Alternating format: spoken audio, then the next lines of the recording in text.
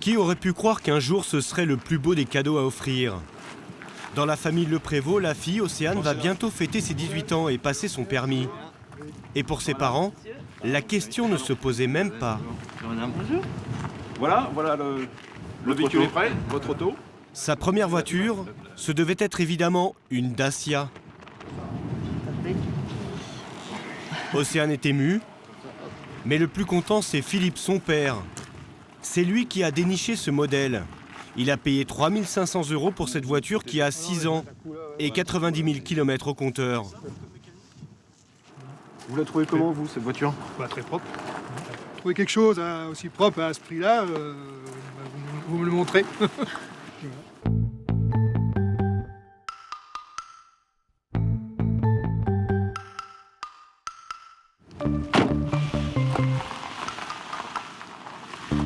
Philippe connaît bien ces voitures pas chères.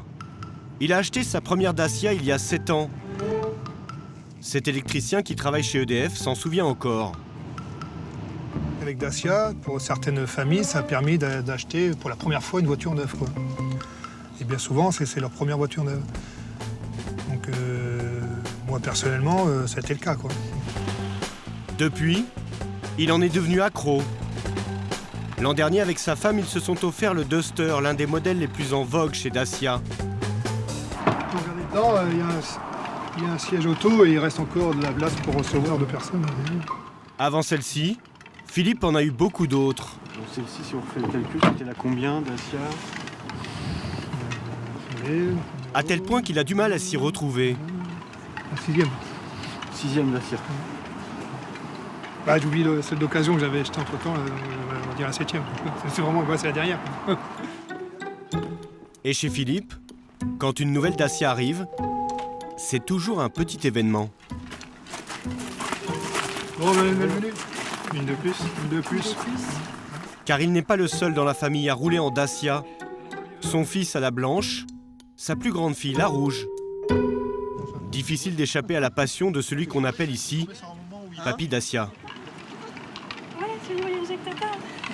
Depuis qu'il a commencé à en acheter une, je pense qu'il n'y a pas une conversation, on n'entend pas parler Dacia. C'est pas possible. Vous allez lui acheter une Dacia? Je pense, oui. Pourquoi pas? Si ça existe toujours. Ça fera la 3e génération, hein? Et des mordus de ces voitures, il y en a de plus en plus. On les retrouve lors d'un pique-nique géant que la marque organise chaque année. Ce jour-là, elle invite tous ses clients à se rassembler et afficher leur fierté de rouler en Dacia. Il existe même un magazine consacré intégralement à ces voitures.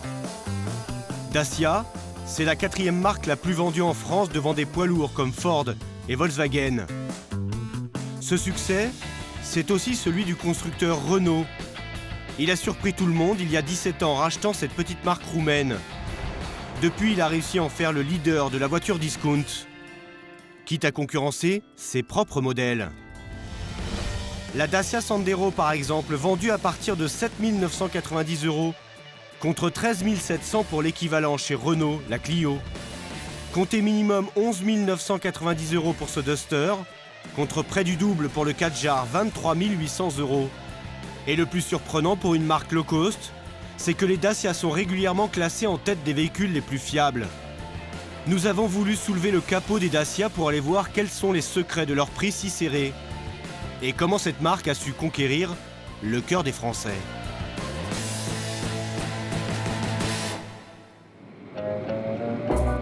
Si la France n'a adopté que récemment la marque low cost, dans son pays d'origine, la Roumanie, Dacia fait partie du paysage depuis longtemps. Même si à la campagne, ça ne se voit pas toujours au premier coup d'œil.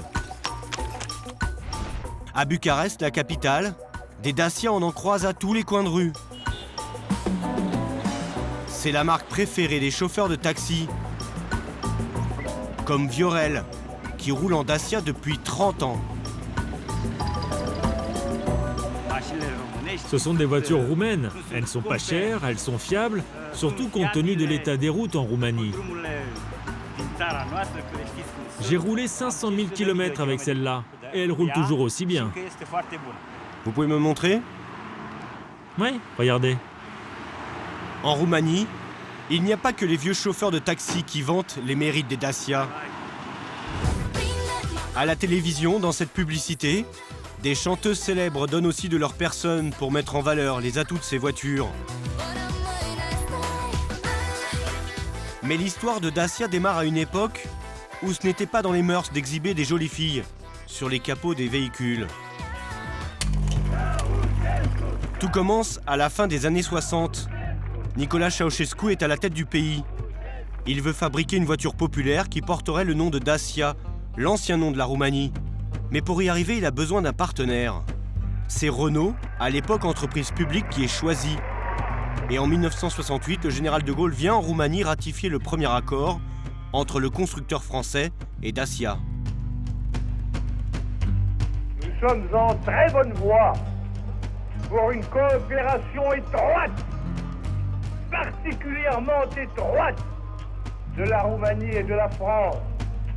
Selon cet accord, les Roumains sont autorisés à produire des copies conformes de nos vieilles R8 et R12 qui sont vendues dans le pays sous la marque Dacia. Aujourd'hui, évidemment, ces voitures ne sont plus fabriquées. Bonjour, monsieur Boudan. Mais le patron de Renault en Roumanie, Nicolas Mor, entretient religieusement quelques modèles de l'époque. Est-ce qu'elle fonctionne? Oui, bien sûr.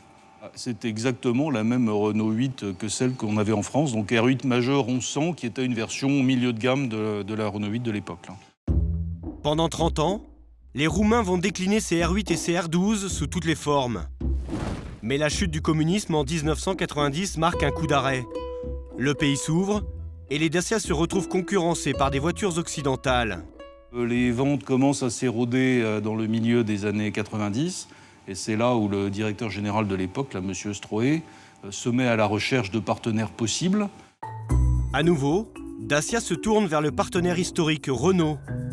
Et ça tombe très bien pour son patron de l'époque, Louis Schweitzer, car il cherche à produire une auto à prix discount. La Roumanie offre d'excellentes conditions, la main-d'œuvre y est qualifiée, mais surtout moins chère qu'en France. En 1999, Louis Schweitzer achète Dacia et il va moderniser l'usine roumaine. 5 ans plus tard, devant la presse, il peut annoncer officiellement la sortie de la Logan.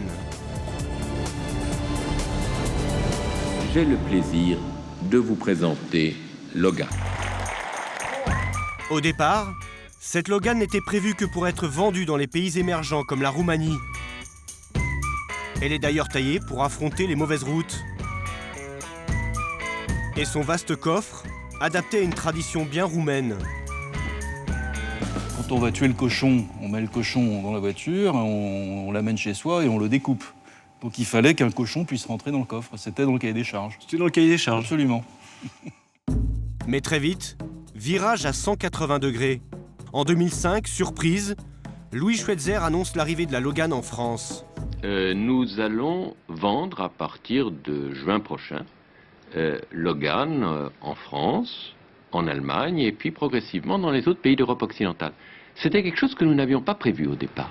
Il s'est passé qu'il y a eu un certain nombre d'importations parallèles, donc des entreprises de négoce qui sont venues acheter des voitures en Roumanie ou dans d'autres pays d'Europe orientale pour les importer en France à titre isolé. Et puis finalement, quand Renault a vu arriver des voitures en France, il s'est dit c'est quand même beaucoup mieux si je m'en occupe moi-même. Donc c'est ce qu'on a fait.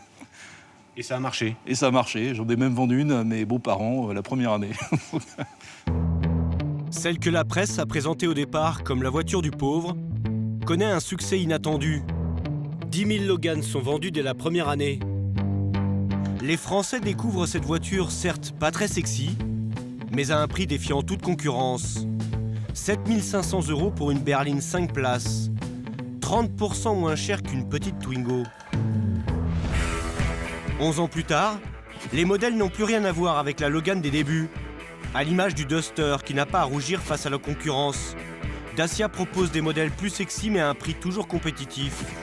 C'est le message mis en avant dans leur publicité. Alors? Pas mal. Combien elle coûte? À partir de 11 990 €. Seulement? On va pas quand même dépenser si peu. Mais comment Dacia fabrique-t-il ces voitures qui se veulent aussi sexy que bon marché?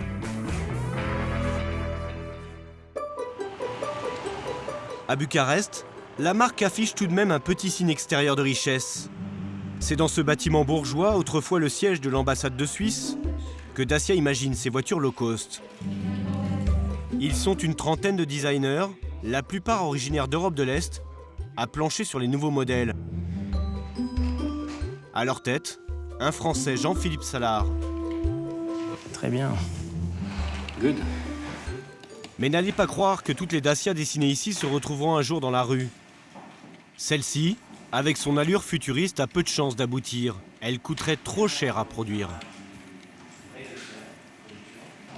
Concrètement, la voiture, elle sortira jamais, celle-ci?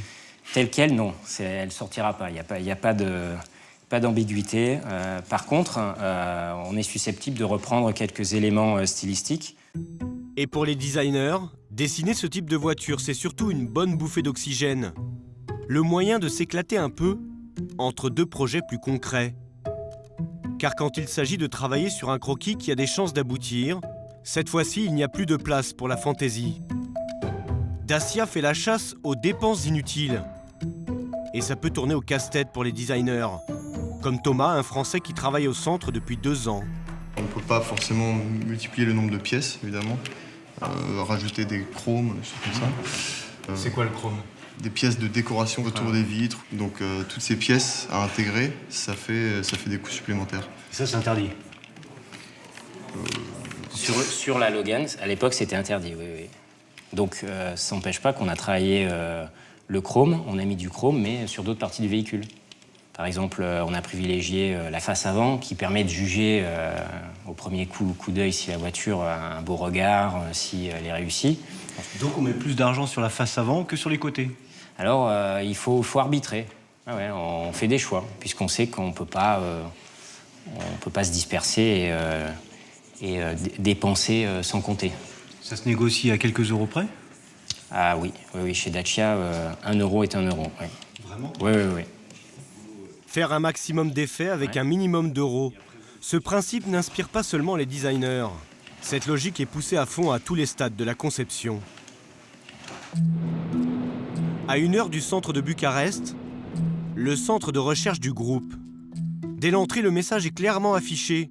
Une Dacia, ça peut servir à tout. Le Duster, par exemple, se décline en version forestière, chasse-neige, policière, sans oublier les pompiers. Recycler à l'infini pour mieux économiser, c'est l'obsession de Monsieur Doma, le chef des ingénieurs. Car ce qui coûte cher dans une voiture, c'est de devoir créer à chaque fois des équipements spécifiques. Une contrainte habilement contournée chez Dacia. Vous avez ici un exemple très parlant. Il s'agit d'une pièce qui s'appelle glissière de siège. On a généralisé l'application de cette pièce sur toutes nos voitures monde. Et comme ça, on gagne beaucoup dans le prix de la pièce parce qu'on amortise tout l'investissement, ticket d'entrée, ingénierie et moyenne, très vite. Et ça, on essaye de maximiser, et notamment sur des pièces que les clients ne voient pas. Bien plus que chez d'autres constructeurs, une même pièce resserre pour tous les modèles. Un tour de passe-passe le plus souvent incognito, et qu'on n'hésite pas à refaire pour des pièces bien plus visibles. Donc ici, vous avez une porte avant gauche d'une Sandero Stepway, première génération, qui est exactement la même qui a été reprise sur le Duster. Même si le client non expérimenté ne voit pas vraiment qu'il s'agit de la même porte.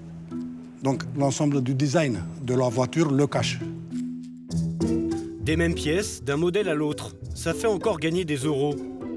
Surtout quand elles sont conçues directement prêtes à l'emploi. Chez la plupart des constructeurs automobiles, ce type de pièce est peinte.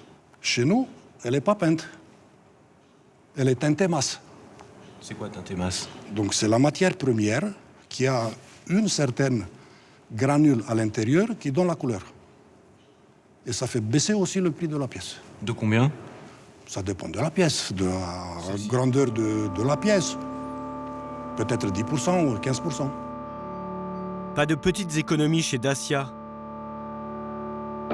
Mais la principale, bien sûr, celle qui lui a permis de produire les voitures les moins chères du marché, Elle le doit à son implantation en Roumanie, longtemps l'un des pays les plus pauvres d'Europe. Avec sa main-d'œuvre bon marché, Dacia s'est offert le luxe d'être le premier employeur privé du pays. 17 000 salariés à son actif, dont près de la moitié travaillent sur le site de l'usine. Jusqu'à présent, employer autant de monde, c'était un pari gagnant ici. Mais ça pourrait bien changer. Partout, le long des chaînes d'assemblage, ce qui saute aux yeux, c'est de voir autant d'ouvriers s'activer à leur poste. Une exception dans l'univers des fabricants automobiles. La règle aujourd'hui, c'est plutôt de croiser des robots, plus fiables et moins coûteux sur le long terme. Comme sur ce site d'assemblage en France, où 90% des tâches sont assurées par des automates. Mais même ici en Roumanie, une petite révolution est en marche. Orchestrée par Cornel Oledrau, directeur de l'usine depuis 3 ans. Elle ressemblait à quoi l'usine quand vous êtes arrivé, vous? Il n'y avait aucun robot ici. Que des hommes. Que des hommes. Sur certains postes de travail, comme ici à l'emboutissage où la tôle est compressée pour prendre la forme d'une portière par exemple, il y a toujours des ouvriers à la manœuvre. Mais juste à côté, le même travail est désormais aussi réalisé par des robots. Un investissement lourd à l'achat, mais à la sauce Dacia, on a encore réussi à le rendre low cost. Ce qui coûte le plus, c'est pas le robot lui-même aujourd'hui, à part des robots qui sont vraiment des robots spéciaux. Ce qui coûte, c'est l'intégration, donc tout le travail des automaticiens, des trajectoristes et tout ça. Et donc ce qu'on a réussi dans les derniers temps à Dacia, c'est de faire la robotisation nous-mêmes. Donc on n'achète pas cette prestation, on le fait nous-mêmes en développant des compétences locales. Et ça, c'est un avantage aussi compétitif. Mais pourquoi s'équiper de robots alors qu'a priori Dacia peut compter sur une main-d'œuvre bon marché? Longtemps, l'avantage de la Roumanie, c'était en effet ses bas salaires. Quand tout a démarré ici il y a 17 ans, un ouvrier gagnait 350 € par mois, 3 fois moins qu'en France. Mais au fil des ans et le succès venant, les ouvriers ont réclamé des augmentations de salaire. Et en faisant grève, ils ont obtenu gain de cause. Résultat, ils sont payés autour de 900 € aujourd'hui. En parallèle, une nouvelle usine qui produit des Dacia s'est ouverte il y a 4 ans à Tanger, au Maroc. Là-bas, un ouvrier marocain gagne aujourd'hui 350 €, pile le salaire d'un Roumain il y a 17 ans. Est-ce que vous avez une crainte que finalement l'ouvrier roumain devienne trop cher par rapport à l'ouvrier marocain, par exemple? Oui. Oui. Bien sûr qu'il y a un peu... c'est un aspect à prendre en compte. Il y a une compétition entre vous. Une compétition, voilà.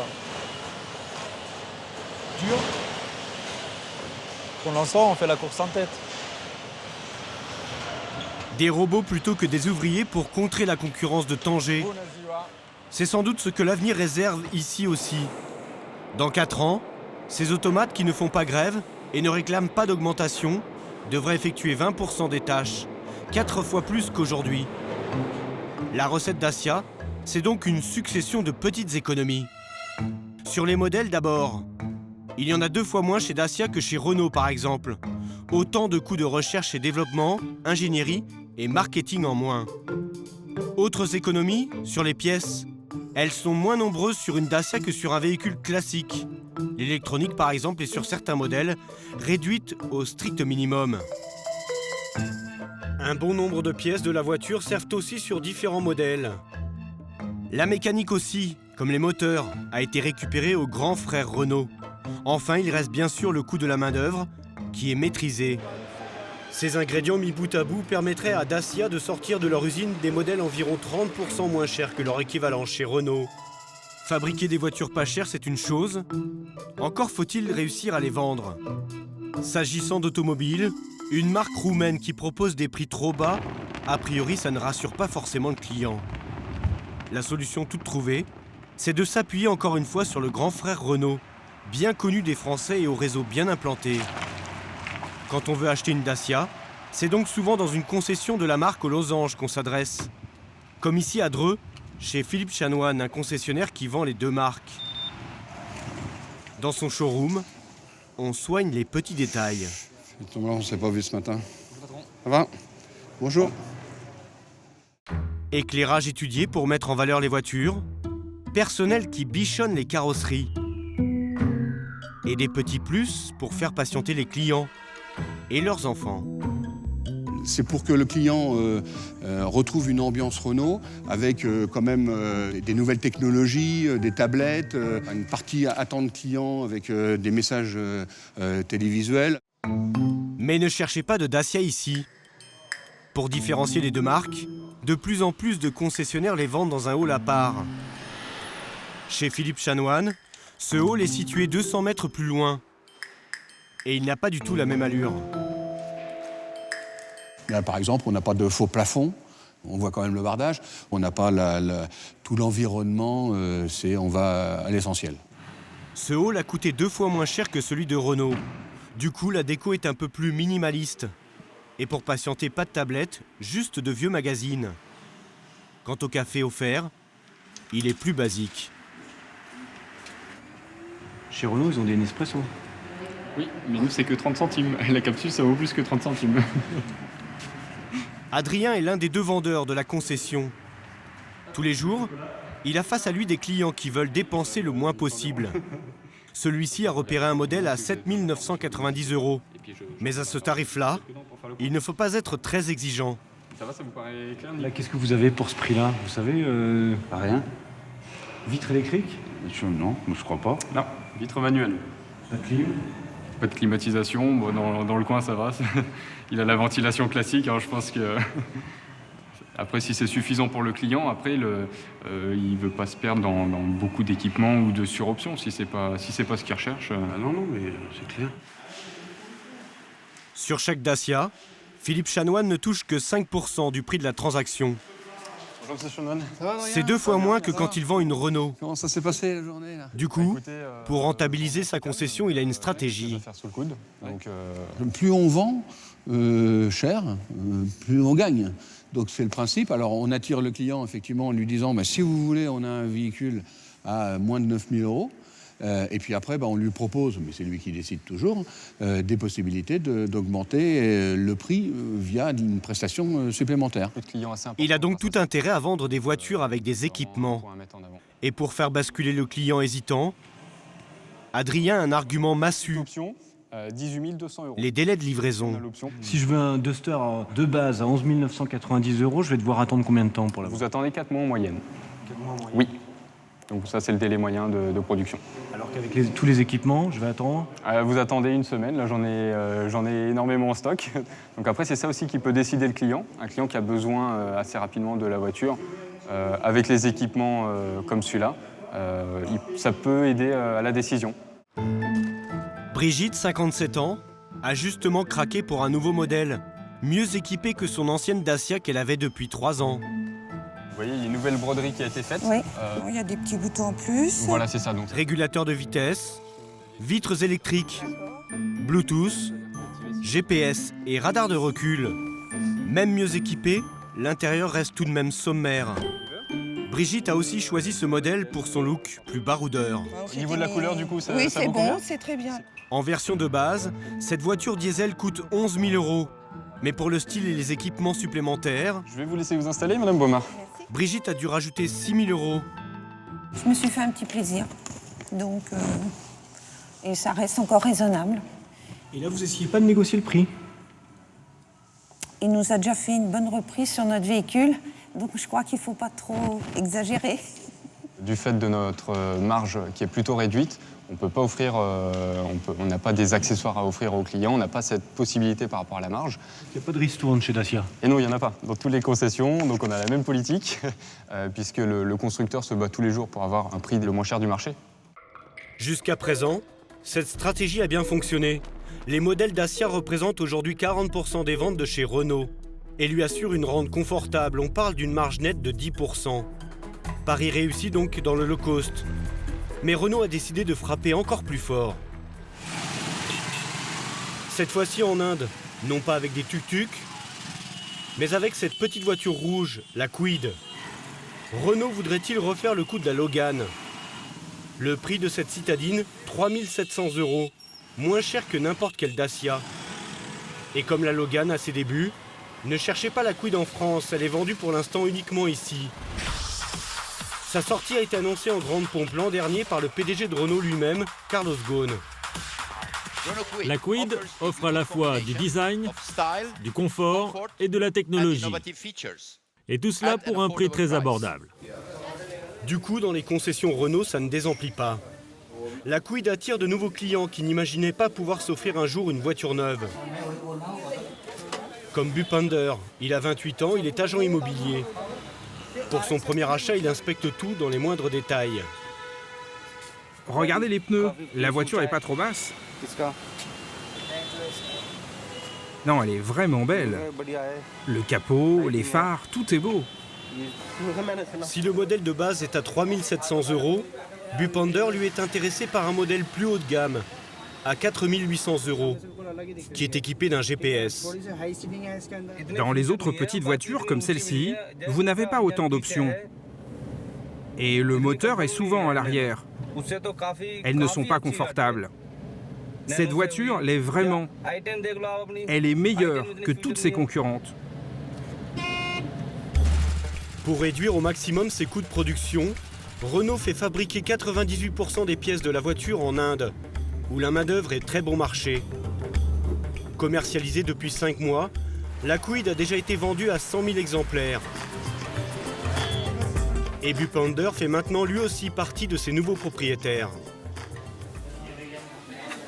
Je suis très heureux car c'est la première voiture que j'achète. C'est même la première fois que quelqu'un dans ma famille achète une voiture. Je suis très content. La petite voiture ultra low cost sera-t-elle commercialisée un jour en France? Renault y réfléchit déjà. Mais en passant aux normes européennes, son prix risque de grimper au-delà des 5 000 €.